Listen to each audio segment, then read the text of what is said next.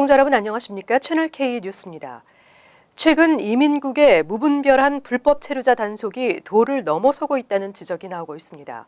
한편 트럼프 대통령의 2차 반이민 행정명령은 제동이 걸렸지만 이슬람권 국적자들에 대한 비자 발급은 급감한 것으로 나타났습니다. 26일 LA타임즈에는 미 시민권자임에도 ICE에 감금됐던 50대 히스패닉 여성의 사례가 소개됐습니다.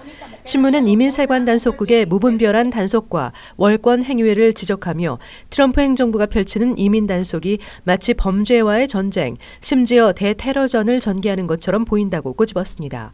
특히 전과가 없는 단순 불법 체류자들도 대거 단속하면서 휴대전화 위치 추적 장치까지 사용하고 있는 것으로 드러났습니다. 지난 17일에는 58살 인도 출신 아툴 쿠마르가 조지아주 애틀란타 불법 이민자 구금센터에 수용돼 있던 중 호흡 곤란으로 사망했습니다. 이처럼 ICE에 붙잡혀 구금된 비합법 이민자들이 사망하는 사건도 잇따르고 있습니다. 한편 트럼프 대통령의 2차 반이민 행정명령은 시행 전 제동이 걸렸으나 이슬람권 국적자들에 대한 비자 발급은 지난달 급감한 것으로 나타났습니다. 이슬람 교도가 다수인 50개국 비자 발급 건수는 20% 줄었고 대상국을 아랍권으로 한정했을 때 30% 감소, 이란, 시리아, 수단, 소말리아, 리비아, 예멘 등 6개국의 경우에는 무려 55%나 급감한 것으로 조사됐습니다. 도널드 트럼프 행정부 출범 이후 단순 불법 체류자 체포가 급증하고 있습니다. 뉴욕주도 예외는 아닙니다. 최근 감소했던 불법 체류자 체포 건수가 지난해에 비해 급증했습니다. ICE 뉴욕 지부 자료를 인용해 뉴스데이가 29일 보도한 바에 따르면 트럼프 대통령 취임 후 100일 동안 뉴욕시 5개 보로와 나소, 서폭, 웨체스터, 라클랜드 등 9개 카운티에서 총 687명의 범법 이민자, 불법 체류자가 체포됐습니다. 이 같은 수치는 지난 2014년 이후 2년 감소했던 불법 체류자 체포 건수가 이 기간 급증하면서 2016년에 비해서도 31%나 늘었습니다. 특히 범죄와 관련이 없는 단순 불법 체류자 체포가 급증하고 있는 것으로 나타났는데 2015년 범법 이민자 609명, 단순 불법 체류자 53명으로 단순 불법 체류자의 비율이 8%에 그쳤으나 올해는 범법 이민자 531명, 단순 불법 체류자 156명으로 22.7%로 치솟았습니다. 범법 이민자의 경우 어떤 범죄를 저질렀는지 공개되지 않았지만 성폭행부터 살인, 음주운전까지 다양하다고 ICE는 밝혔습니다. ICE 국장 대행 토머스 호머는 트럼프 대통령의 행정명령에 따라 공공안전과 국가안보에 위협적인 범법 이민자 단속과 추방 단속을 실시한 것이라고 밝혔습니다. 하지만 트럼프 행정부는 2월 첫 불법 체류자 단속에서 680여 명을 체포했고 뉴욕에서만 40여 명이 기습 단속에 걸려 체포됐습니다. 이민자 인권 옹호 단체들은 이러한 단속이 이민자 사회에 공포를 주고 이민자 가족들을 해치고 있다고 비난했습니다. 오리건주 포틀랜드의 통근 열차에서 최악의 혐오 범죄가 발생했습니다. 30대 백인 남성이 10대 무슬림 소녀를 향해 이슬람교 혐오 발언을 했고 이를 제지하던 다른 승객 2명을 칼로 찔러 살해했습니다. 26일 오후 4시 30분쯤 10대 소녀 2명이 포틀랜드 경전철 열차에 올라타자 35세 제레미 조셉 크리스찬은 이들에게 인종과 종교 증오 발언들을 쏟아냈습니다. 이들 중 한 명은 히잡을 쓰고 있었습니다. 이를 지켜보던 승객 리키 존 베스트와 남카이 미셸, 데이비드 콜 플래처 등이 저지에 나섰지만 크리스찬은 베스트와 미셸을 살해했습니다. 플래처는 병원에서 치료를 받고 있습니다. 크리스찬은 백인 우월주의자로 알려졌으며 나치와 정치적 급진주의를 추종해왔던 것으로 전해졌습니다. 체포된 크리스찬은 살인 등의 혐의로 구금 중입니다. 피해 소녀 16살 데스틴 맨검의 어머니는 크리스천은 아이들을 향해 너희 나라로 돌아가라며 무슬림들은 죽어야 하고 무슬림들이 여러 해 동안 기독교도들을 죽여왔다고 소리쳤습니다. 아깝게 목숨을 잃은 베스트는 포틀랜드 시정부 공무원이자 퇴역 군인이었으며 미셸은 환경 이슈를 다루는 컨설팅 회사의 직원이었습니다.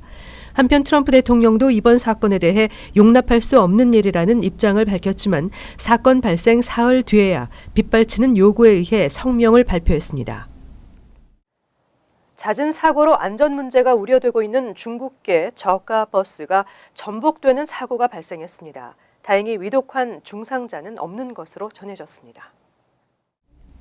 뉴저지주 경찰에 따르면 26일 오전 12시 남부 뉴저지 웨스트 데프포트 타운 인근 뉴저지 턴파이크 남쪽 방면 도로에서 중국계 저가 버스가 뒤따라오던 트랙터 트레일러를 피하지 못하면서 버스가 전복됐습니다. 버스 승객 50명 중 34명이 부상을 입은 것으로 알려졌습니다. 다행히 위독한 중상자는 없는 것으로 알려졌으며 버스 운전자가 부상을 당했는지는 정확하게 알려지지 않은 상태입니다. 트레일러 운전자는 다치지 않았다고 경찰은 밝혔습니다. 맨하탄 차이나타운에서 출발한 점을 감안해 대부분의 승객은 중국계로 추정되고 있지만 저가 여객 버스를 이용한다는 한인들도 상당수인 만큼 한인 부상자도 배제할 수 없는 상황입니다. 사고 버스는 판다 버스 소속으로 맨하탄에서 출발해 조지아주 애틀란타로 가는 중이었습니다. 한 탑승자는 ABC 방송과의 인터뷰에서 갑자기 버스의 방향이 꺾이는 것을 느꼈고 쿵 하는 소리를 들었다고 전했습니다. 경찰은 버스 기사의 실수 여부를 비롯해 사고 원인을 조사 중입니다. 중국계 저가 버스는 그간 크고 작은 사고가 끊이지를 않으면서 안전 문제에 대한 우려가 지속되고 있습니다. 고급 인력의 해외 유출을 막겠다는 취지의 스테이플 법안이 연방 하원에 재상정됐습니다. 스템 분야의 박사 학위 취득 외국인은 전문직 취업 비자와 취업 영주권 연간 쿼터에서 제외되는 내용입니다. 박사학위 취득자 출국 방지 법안 스테이플 법안이 민주공화 양당에서 초당적으로 발의됐습니다. 법안은 현재 연 6만 5천 개의 H-1B 비자 개수에서 박사학위 취득자는 적용을 받지 않도록 했습니다. 또 1에서 5순위까지 배정된 14만 개의 취업이민 연간 영주권 쿼터에도 포함되지 않습니다. 고급 인력의 해외 유출을 막겠다는 취지입니다. 법안을 발의한 공화당 폴슨 의원은 전 세계 우수 인재들을 미국에서 교육시켜 우리의 경쟁 국가로 보낸다는 것은 말이 되지 않는다고 밝혔습니다. 공동 법안 발의자 민주당의 마이크 퀴클리 의원은 세계 경쟁 무대에서 혁신 장려와 경제 활동 활성화를 위해서는 세계의 인재들을 미국에 머무를 수 있도록 제도적 장치를 마련해야 한다고 말했습니다. 이 법안은 2014에서 2015 회계연도에 하원에 상정됐으나 통과되지 못해 이번에 다시 추진되는 것입니다. 한편 도널드 트럼프 대통령은 지난달 현행 H-1B 비자 발급 규정을 전면 재검토하고 개선안을 마련하라는 내용의 행정명령에 서명한 바 있습니다. 미국인들의 신용평가 점수가 10여 년 만에 최고치를 기록했습니다.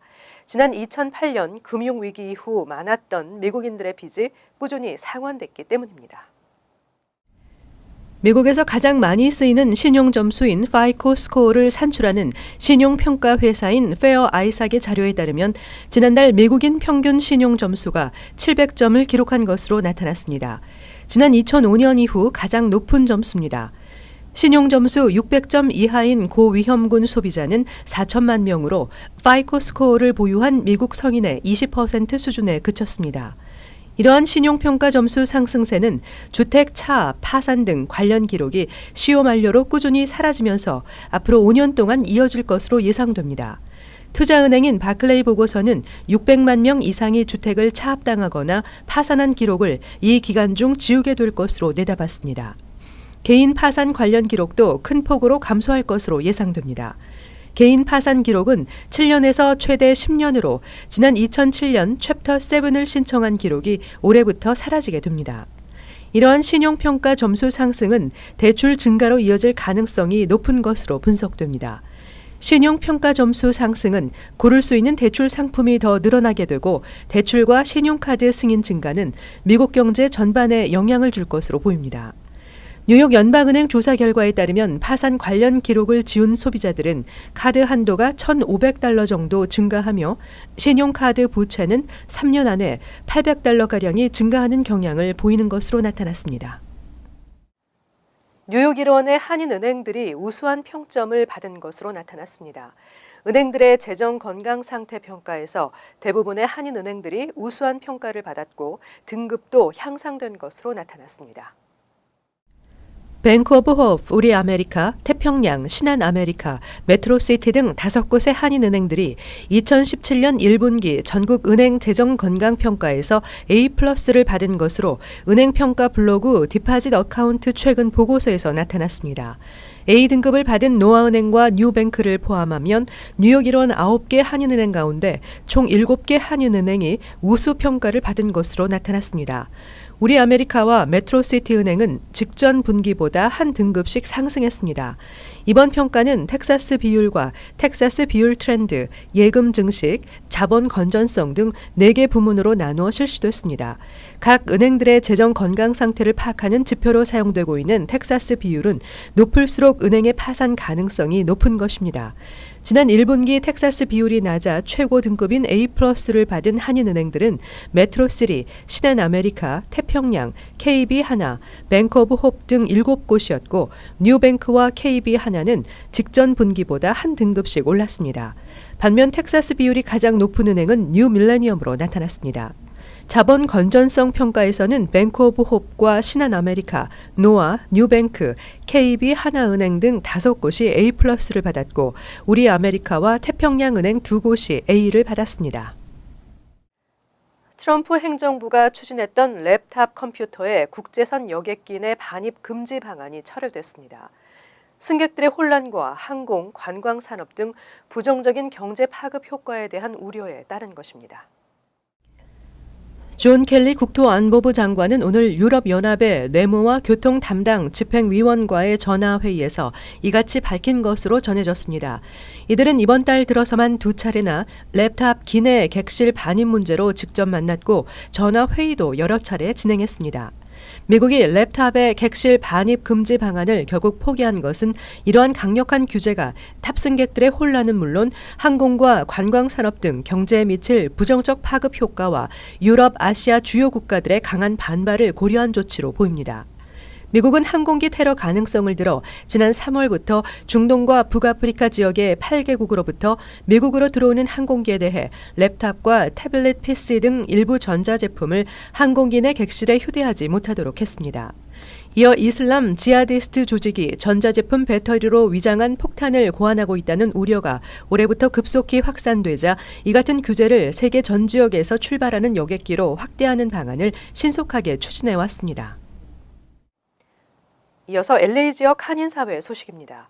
직장인이 휴가를 쓸수록 임금 상승과 승진 가능성이 증가한다는 연구 결과가 발표됐습니다.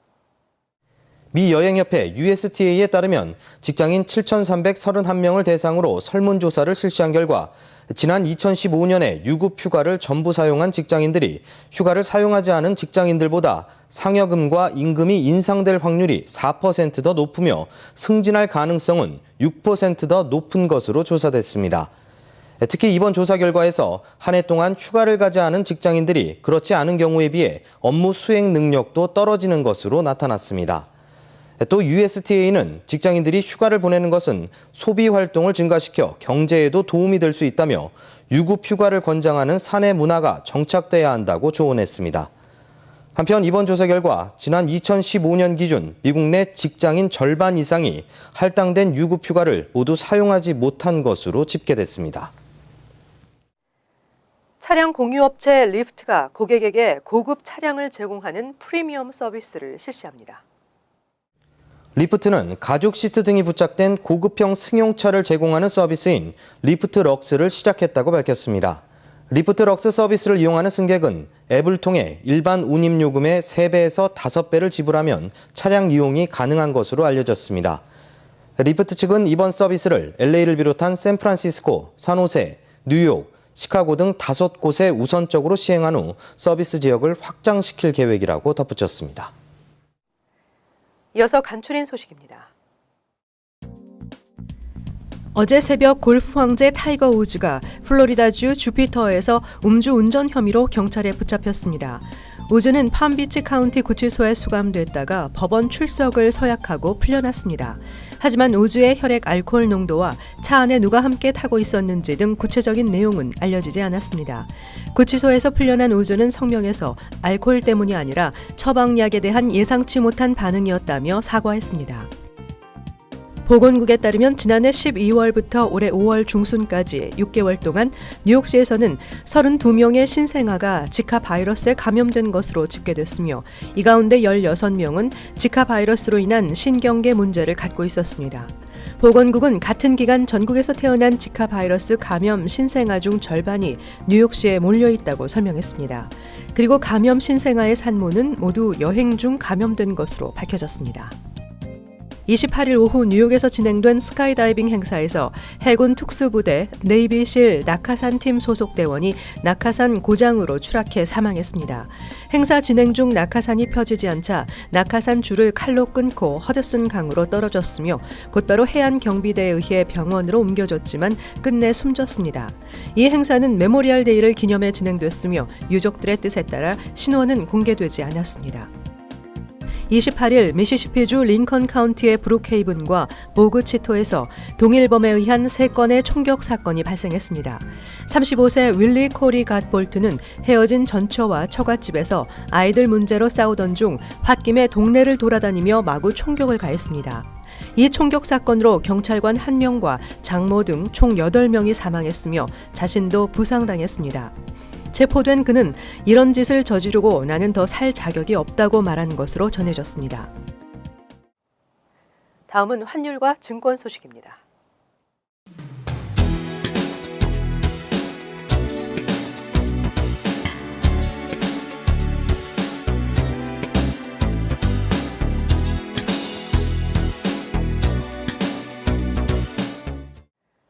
끝으로 날씨 전해드립니다. 수요일은 가끔 흐린 날씨에 평년의 기온을 되찾겠습니다. 낮 최고 기온은 74도, 섭씨 23도, 밤 최저 기온은 60도, 섭씨 16도 예상됩니다. 목요일은 대체로 맑겠습니다. 금요일은 가끔 흐리면서 한두 차례 소나기가 예상되고 천둥과 번개가 치겠습니다. 토요일은 흐린 날씨에 역시 천둥과 번개가 예상되고 있습니다. 항상 여러분과 함께하는 채널 K 뉴스 여기서 마칩니다. 시청해주신 여러분 고맙습니다.